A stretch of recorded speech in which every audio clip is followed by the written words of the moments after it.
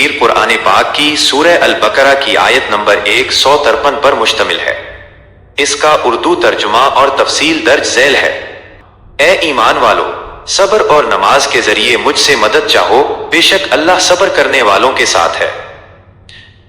آیت کی مختصر وضاحت۔ اس آیت میں اللہ تعالی مومنین کو زندگی کی مشکلات اور آزمائشوں کا مقابلہ کرنے کے لیے دو اہم ہتھیار بتائے ہیں۔ 1. صبر، اپنے نفس پر قابو پانا اور حالات کی سختی میں ثابت قدم رہنا۔ 2. نماز، اللہ سے تعلق جوڑنا اور اس کی بارگاہ میں دعا کرنا۔ آیت کے آخر میں خوشخبری دی گئی ہے کہ جو لوگ صبر کا دامن نہیں چھوڑتے، اللہ کی خاص مدد اور نصرت ان کے شامل حال رہتی ہے۔ 1. صبر اور نماز کا تعلق۔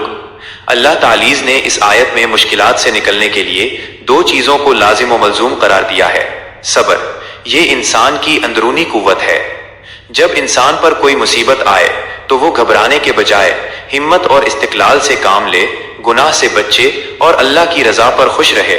نماز، یہ انسان کا اللہ سے بیرونی رابطہ ہے۔ جب صبر کی وجہ سے دل کو سکون ملتا ہے تو نماز اس سکون کو اللہ کی بارگاہ میں دعا اور عرض حاجت میں بدل دیتی ہے۔ 2. صبر سے کیا مراد ہے؟ مفسرین کے نزدیک صبر کی 3 بڑی قسمیں ہیں۔ 1. صبر علی الطاعہ، نیکی کے کاموں پر جمے رہنا، جیسے سردی میں وضو کرنا یا صبح نیند چھوڑ کر نماز پڑھنا۔ 2. صبر عن المعصیہ، گناہوں سے بچنے کے لیے نفس پر قابو پانا۔ 3. صبر علی المصیبہ، کسی دکھ، بیماری یا نقصان پر شکوہ کرنے کے بجائے اللہ کی تقدیر پر راضی رہنا۔ 3. نماز سے مدد کیسے ملتی ہے؟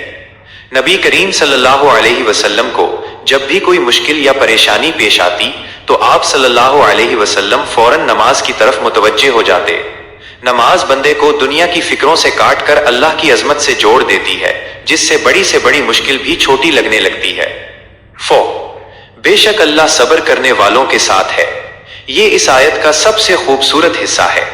یہاں اللہ کی معیت، ساتھ سے مراد اللہ کی خاص مدد، حفاظت اور نصرت ہے۔ جس کے ساتھ کائنات کا مالک ہو، اسے کسی اور سہارے کی ضرورت نہیں رہتی۔